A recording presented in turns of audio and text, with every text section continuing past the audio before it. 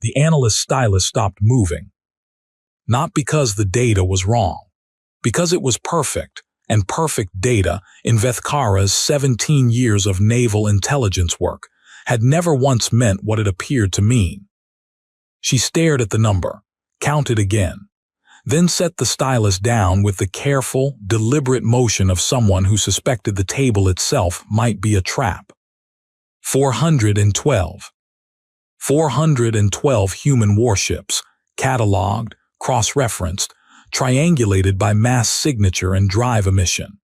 Every hull accounted for, every weapon array mapped, every captain's name attached to a vessel with the clinical precision of a species that had been charting other civilizations' militaries for 3,000 years. The Dominion Fleet Intelligence Division had never missed a ship. She pulled the stylus back toward her, wrote 4 words at the bottom of the manifest. Where is the rest? The Vethkai Dominion had made contact with humanity 41 months earlier, and in that time had assembled what its senior strategists privately described as the most comprehensive threat assessment ever compiled on a newly discovered species. This was not modesty disguised as confidence. The Dominion had encountered 63 intelligent civilizations. It had absorbed 19 of them, negotiated peaceful subordination from 27, watched 8 collapse under the weight of their own structural failures, and gone to war with 9. It had won all 9. The methodology was always the same. Count everything, understand the numbers, make a single overwhelming offer. The species either accepted the offer or demonstrated briefly why they should have. Humanity had declined the offer 11 weeks ago. The Dominion's response had been measured, patient, and precisely calibrated. 3 fleet groups, a combined 2,040 vessels, ranging from light interdiction craft to the Planet Cracker-class dreadnoughts that had reduced the Shari homeworld's continents to archipelagos in a single afternoon, had moved into position along humanity's outer territorial markers. The message required no translation. The mathematics required no interpreter. You have 412 ships. We have 2,040. They'll negotiate, Admiral Krethsal had told the War Council. They always negotiate when they see the numbers. It's the only logical response. Vethkara had been in that briefing room. She had watched Krethsal speak with the calm authority of a being who had never been wrong about anything that mattered. She had looked at the numbers herself and agreed with him.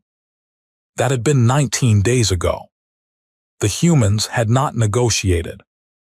Vethkara's request for a secondary audit landed on the desk of Commander Orathval of the 3rd Survey Division, who read it twice, set it aside, picked it up again, and walked it personally to his superior's office rather than routing it through the standard bureaucratic channel. This was unusual enough that his superior, Director Simhali, looked up from her work with an expression that suggested she was already annoyed before hearing a single word. The analyst from Fleet Intelligence, Orathval said, she's flagging the human census. The census was triple verified. She knows that, she's not saying it's wrong. He set the document down. She's saying the number is too clean. Director Simhali looked at him for a long moment. Too clean. 412 warships, everyone tracked, every signature matched. She's been doing this for 17 years, Director. She says she has never, not once, catalogued an entire fleet with 0 unknowns, not even for civilizations a tenth of humanity's size. Simhali looked at the document. Then she looked at the deployment map on her wall, 2,040 Dominion vessels, arrayed in a formation that had, in 8 previous wars, never failed to produce surrender within 30 days. The fleet moves in 6 days, she said. I know. Tell the analyst her concern is noted. Orathval picked up the document, looked at his director, put it back down on her desk. I'd like that on record, he said, and left without waiting for a response. 3 days before the fleet was scheduled to cross the boundary marker into human space, a Dominion scout vessel, The *ISK Persistent Inquiry *, a light reconnaissance craft operating on standard passive observation protocols, detected something that was not in the manifest. The captain of the Persistent Inquiry was a junior officer named Thesari who had been assigned to border observation duty specifically because border observation was, in the language of Dominion fleet assignments, where careers went to wait. She had been watching human traffic patterns for 4 months, filing reports that no one senior read, developing an involuntary expertise in the rhythm of human freight movement that she hadn't asked for and couldn't use. She knew the pattern. She knew it the way you know a sound in your house, well enough that its absence registers before you can name what's missing. "Pull that back," she told her sensor operator. "The freighter lanes." The display rewound. "There," she said. The freighter lanes were empty. Not reduced, not rerouted, empty. 117 civilian freight routes that had been in continuous operation for 41 months, carrying food and manufactured goods and raw materials across the inner human systems, had gone dark over the span of 11 days. Not all at once, gradually, one by one, in a pattern that would be invisible unless you had been watching them individually long enough to know each one's normal cadence. Thesari stared at the display for 30 seconds. "When did the last one go quiet?" Her operator checked, 9 days ago. She did the math. The freighter lanes had begun shutting down 2 days after humanity declined the Dominion's offer, before the fleet had even moved into position. She filed her report at emergency priority and spent the next 40 minutes wondering if she was about to be promoted or quietly reassigned to somewhere worse than border observation. The report reached Vethkara's desk because someone in the routing algorithm, presumably by accident, had flagged it with the same priority tag as her secondary audit request. She read it once, quickly, the way you read something you want to be wrong about. Then she read it again, slowly, the way you read something you already know is right. The freighters hadn't been rerouted. There was no evidence of destination change, no alternative lane activity, no traffic buildup in adjacent corridors that would suggest diversion. The ships had simply stopped. 117 civilian vessels, representing a substantial fraction of humanity's visible commercial fleet, had ceased all detectable movement. She thought about the number 412. She thought about it being too clean. "Where did the freighters go?" she said aloud to no one. Her assistant, a young analyst named Pethvar who had recently transferred from agricultural survey and still wore the expression of someone who wasn't sure if he'd made a mistake, looked up from his console. "Sorry." "Civilian freight," she said. "A civilization at war or preparing for war moves its civilian assets. It evacuates them, it hides them, it repositions them." She pulled up the display. 117 ships disappeared. If they'd been evacuated, we'd see the arrival pattern somewhere. We have continuous observation on every inhabited human system. They would have arrived somewhere. Pethvar looked at the display. He was young enough that the implications landed on his face before he could control his expression. "They didn't arrive anywhere," he said. "No. Then they were modified," Vethkara said, "or stripped, or repurposed." She looked at the display for a long moment. "Or they were never only freighters." Pethvar was quiet. Then, how would you hide a warship's mass signature inside a freighter configuration? "You wouldn't hide it," she said. "You change it, remove the weapons, reclassify the hull designation, fly the routes for 3 years until the pattern becomes data and the data becomes assumption and the assumption becomes invisible." She paused. "Then you stop flying." The room was very quiet. "The fleet crosses the boundary in 3 days," Pethvar said. "I know. Director Semhali already has my audit request on her desk, with Commander Orathval's endorsement." Vethkara stood up. "We're going to go deliver it in person."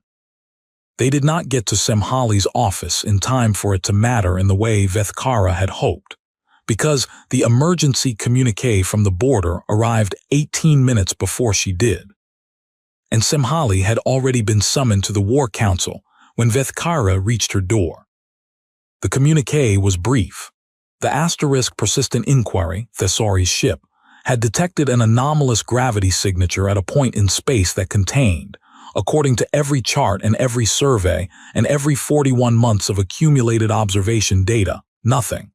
No asteroid, no debris field, no station, nothing with enough mass to produce the gravity signature that the * inquiry *S instruments had just measured. The signature was consistent with approximately 200,000 tons of dense material, arranged in a compact but irregular formation. A fully armed heavy cruiser mast, on average, between 18 and 22,000 tons. Pethvar did the math standing in the corridor outside Semhali's empty office. His lips moved slightly. Then he stopped moving entirely. "That's not a ship," he said. "No," Vethkara agreed. Yes." He looked at her. "How many?" She didn't answer immediately, because the honest answer was, she didn't know. She knew one signature had been detected. She knew the * persistent inquiry had found it only because Thesari had been watching freighter lanes long enough to notice an absence.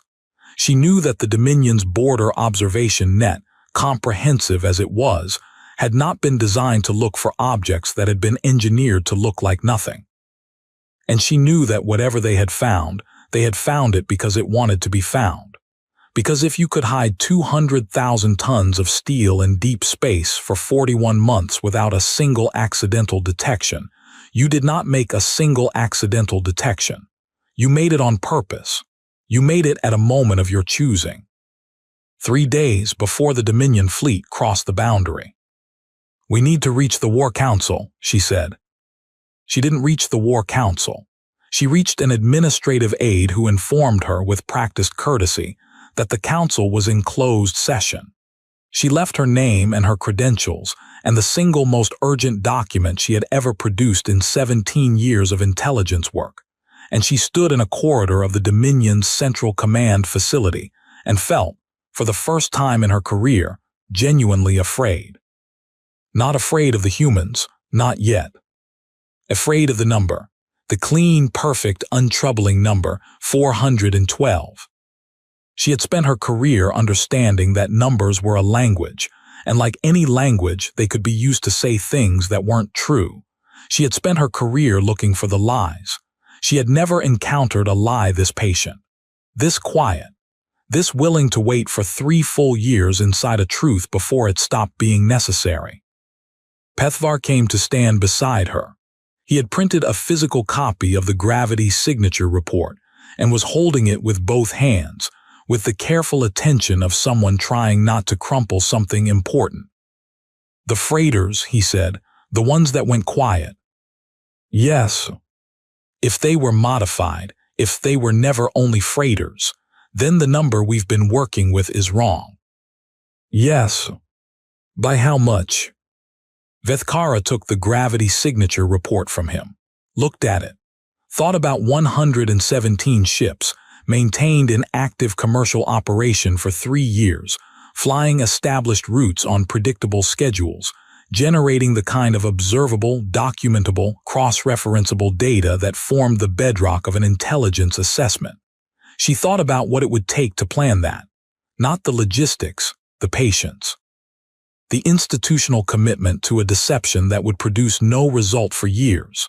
That required every person involved to continue doing their ordinary job, day after day, for years, with no indication that it was working. That required trust, not in a plan, but in each other. "I don't know," she said. "That's what frightens me." The War Council emerged from closed session 2 hours later. Admiral Krethsal issued a statement confirming that the gravity anomaly had been assessed and determined to be. The word he chose was *inconclusive*. The fleet would proceed on schedule. Vethkara received this information via internal message, sitting in her office with Pethvar, who read it over her shoulder and then walked to the window and said nothing for a very long time. Inconclusive, he finally said. It means they saw it, and it didn't fit their model, and they decided the model was more reliable than the data. Can they do that with something that size? They just did. Pethvar turned back from the window. He was young, as she'd noted, and the fresh transfer from agricultural survey had left him without certain learned reflexes, including the reflex to accept institutional conclusions without continuing to think. She had come to find this less irritating than she'd initially expected. "What if there's more than one?" he said. She looked at him. One signature was detected because Thesari was watching freighter patterns and noticed the absence. The border net wasn't looking for mass signatures in open space. It was looking for ships with active drive signatures, weapons emissions, approach vectors. He paused. If you wanted to hide a fleet in open space, you'd turn the drives off. You'd wait. You'd be very, very still. Yes. And if one of them was detected because of coincidence? It wasn't coincidence, Vethkara said. I already told you. If they can hide 200,000 tons for 3 years, they don't get detected by accident. Pethvar stared at her. They showed it to us. One of them, she said, they showed us one. He sat down. He did it the way people sit when their legs stop cooperating. Why? That was the question Vethkara had been turning over for 2 hours. Why show one?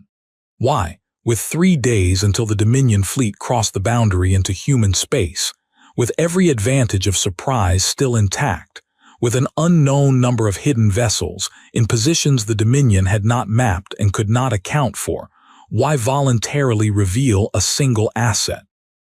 She thought about the number 412. She thought about how clean it was. She thought about what it would take to maintain a 3-year deception, not just the logistics but the belief. The certainty that the plan would hold.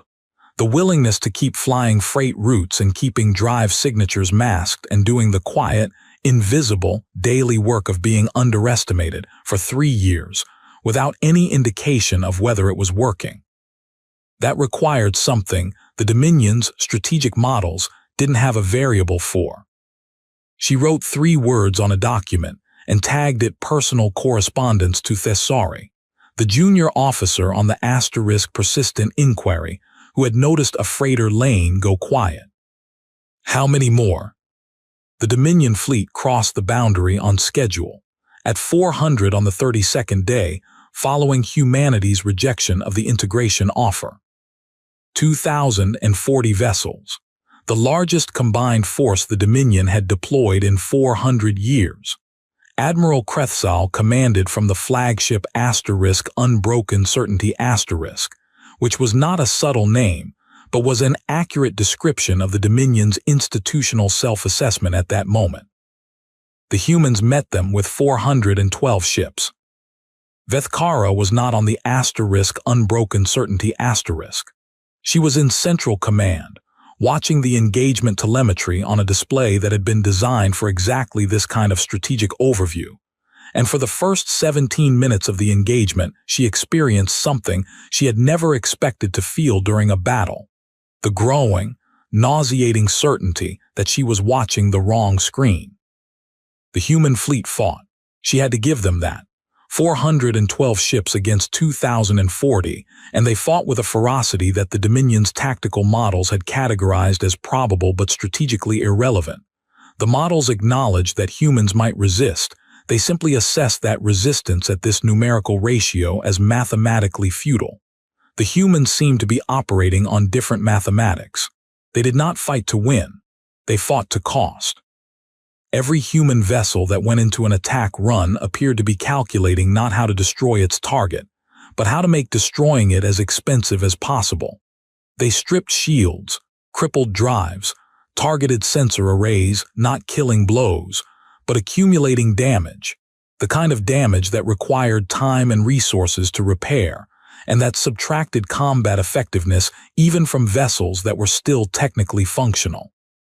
"They're not trying to win," said one of the tactical analysts beside Vethkara. "No," she said. "Then what are they?" The gravity signatures appeared on the display at minute 23. Not one. Not the single mass reading that the asterisk persistent inquiry had found. The one the War Council had labeled inconclusive.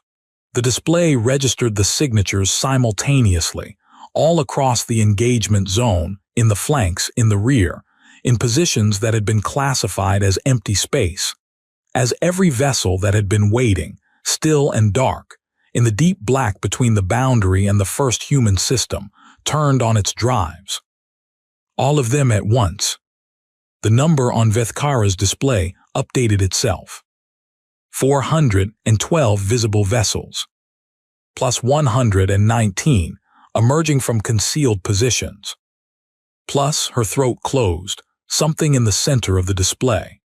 Something large enough that the sensor array initially reported it as a stellar body before the mass reading resolved correctly, and the designation updated to a vessel classification her taxonomy did not contain, had never contained, because the Dominion's intelligence framework had no category for an object of that size that was also, demonstrably, a warship. The asterisk persistent inquiry, asterisk S initial detection, had measured approximately 200,000 tons. That had been a support vessel, a supply ship, one of the escorts. The central object, the thing the escort ships had been surrounding in the dark for God knew how many months, the object that was now, very slowly, moving mast, according to the sensor array, at approximately 4.7 million tons. The entire engagement zone went quiet in the way that things go quiet when there is suddenly a different context for every sound that came before. "What is that?" someone said. Vethkara realized she had already known, not the specific shape of it, not the scale, but the principle she had known since the night she wrote "Where is the rest?" at the bottom of a manifest that was too clean. She had known since she understood that 117 freighters had not arrived anywhere. She had known since she realized that the deception required not just patience but belief. They hadn't been hiding ships, they had been building one. One ship, 3 years, in the dark, while 412 vessels flew their routes and filed their signatures and generated the data that became the assumption that became invisible. While the manifest accumulated, and the Dominion's intelligence division triple-verified a number that was accurate as far as it went, that described every ship they had been meant to see, while the one thing they were never meant to see grew in a cold, lightless pocket of space, riveted together, and welded shut and loaded with every weapon that 117 hollowed-out freighters could yield in 3 years of patient contribution. The humans didn't have a word for it in their public language. The Dominion analysts would spend weeks trying to classify it and fail. Eventually, someone in a debrief that Vethkara attended would simply say, "It's the one they built in secret while we were counting everything else." The asterisk persistent inquiry, asterisk esthesari, watching from the edge of the engagement zone on a little scout ship that had no business still being in one piece, sent a message that Vethkara received 31 seconds after the central mass signature resolved on the display. More than one, as it turns out, but only one of that size. They had a name for it in their oldest language. I found it in the cultural archive. Best translation, the thing you weren't counting. The Dominion fleet did not break immediately. Krethsal was not a coward, and was not professionally capable of processing what his sensors were telling him quickly enough to respond to it as anything other than an anomaly to be overcome. He ordered the formation to maintain engagement with the visible 412 and redirected 60 vessels to intercept the emerging hidden fleet. The 60 vessels performed this task for approximately 9 minutes before the central mass finished its turn, and its weapon arrays came online. Vethkara had read every public document humanity had ever produced about warfare. They were, as a species, remarkably forthcoming with the historical record of their own violence. Their wars were documented in extraordinary detail, fought and re-examined, and studied across centuries. Their military philosophy refined across an unbroken lineage of catastrophe and adaptation that had started on a single continent and expanded in every direction until the entire surface of their homeworld had contributed to the curriculum. She had read it. She had noted certain recurring themes. She had not, in the specific context of Dominion fleet engagement planning, weighted those themes heavily enough. The first was this: humans did not design weapons to defeat enemies. They designed weapons to render the concept of opposition meaningless. The central vessel, the thing you weren't counting, did not engage the Dominion fleet in a conventional exchange of ordnance. What it deployed was not, technically, a weapon in any classification the Dominion recognized. It was a localized disruption field, generated at a scale that required the kind of power plant that could only be maintained by a vessel of that mass. A field that interacted, specifically and catastrophically, with the drive architecture used by every ship in the Dominion fleet.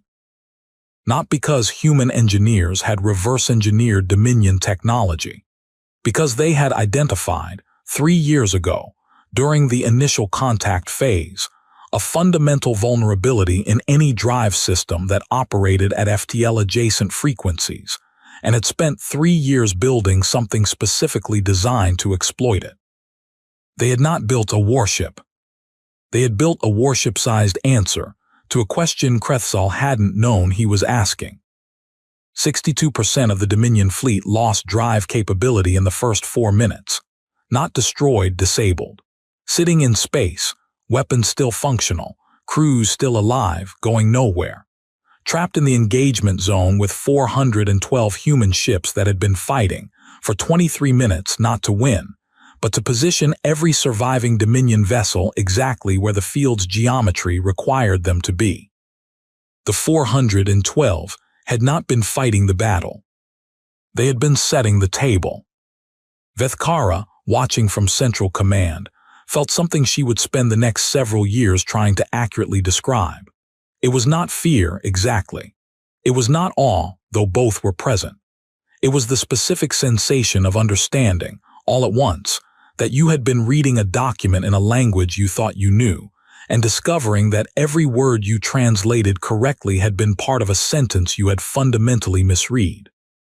She thought about the freighters, the routes, the 3 years. She thought about the people who had flown those routes, day after day, maintaining the pattern, contributing their ships piece by piece to the thing in the dark, trusting that the plan would hold and trusting each other to hold it, without any certainty of outcome and without any way to know if the deception was working.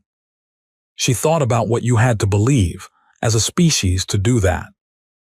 Not in your technology, not in your numbers, in each other. In the shared willingness to do the invisible, accumulating, thankless work of being underestimated together for as long as it took. She had never encountered an intelligence assessment variable for that. She was not sure one existed.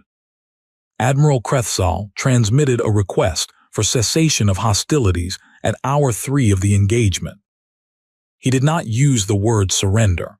The Dominion did not have a comfortable word for surrender, not because the concept was unfamiliar, but because it had always been something that happened to other species. The human response came from a voice Vethkara did not recognize. Not a fleet admiral, not a military commander, but a civilian official speaking from what the transmission metadata indicated was an administrative office in a mid-sized human city nowhere near the engagement zone. The voice was calm. Not triumphant, not cold. Calm in the way that something is calm when it has been waiting for a specific moment for a very long time, and the moment has arrived, and there is no longer any reason to be anything other than calm. "We counted your ships too," the voice said. "We've known your fleet composition for 29 months. We know the name of every vessel and the structural weakness of every hull class." A pause. "We've had 3 years to be afraid of you. We used it differently." Crethsall was silent for a moment. The field generator, he said. You built it for our drive architecture. You knew our technology. We knew the frequency, the voice said. You transmitted it to us in your first contact communication as evidence of your capability. You showed us your power. We spent 3 years deciding what to do with what you'd shown us. Another silence. You were never going to negotiate, Krethsal said. It was not a question. We were always going to negotiate, the voice said, just not from where you wanted us to be standing. The ceasefire held. The Dominion fleet, 62% disabled, the remainder surrounded by the combination of 412 visible vessels, 119 emerging from concealment, and the central mass that still had not fully deployed its remaining weapon systems, transmitted formal cessation and waited. Vethkara filed her final report that evening. It ran to 63 pages. The summary was 3 sentences. The number 412 was accurate. It described every ship they intended us to see. The assessment failed not in its methodology but in its assumption that a species counts the same things we count, for the same reasons, with the same definition of what constitutes a warship. She filed it, closed her console, and sat in her office for a long time looking at the wall. Pethvar had gone home. The corridor outside was quiet. The display she'd spent the last 3 days watching was dark.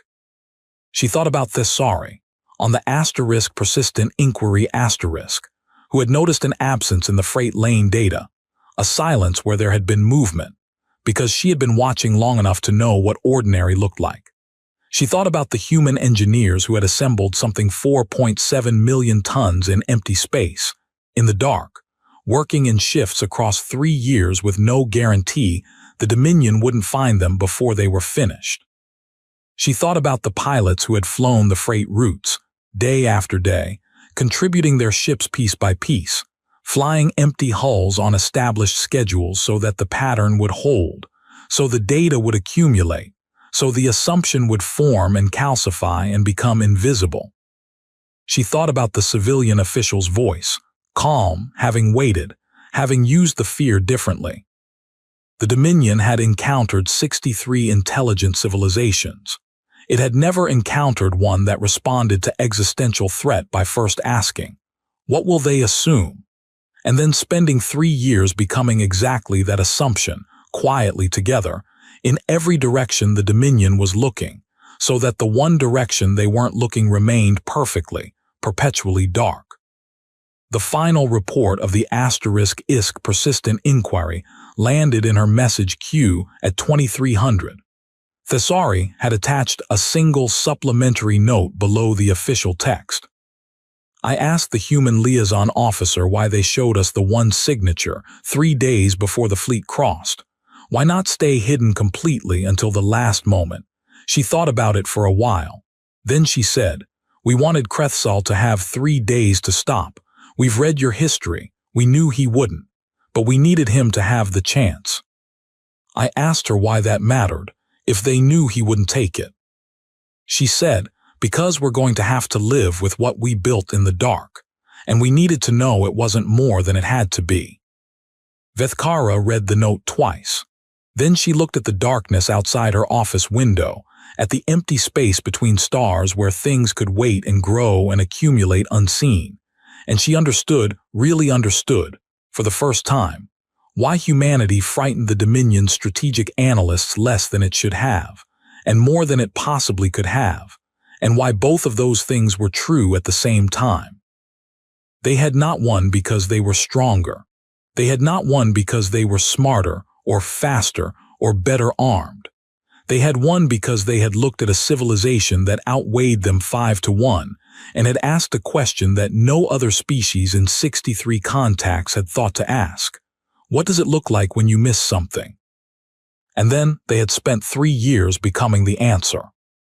The Dominion would spend the next decade recalibrating its threat assessment frameworks, redesigning its sensor protocols, rebuilding its contact methodology from first principles.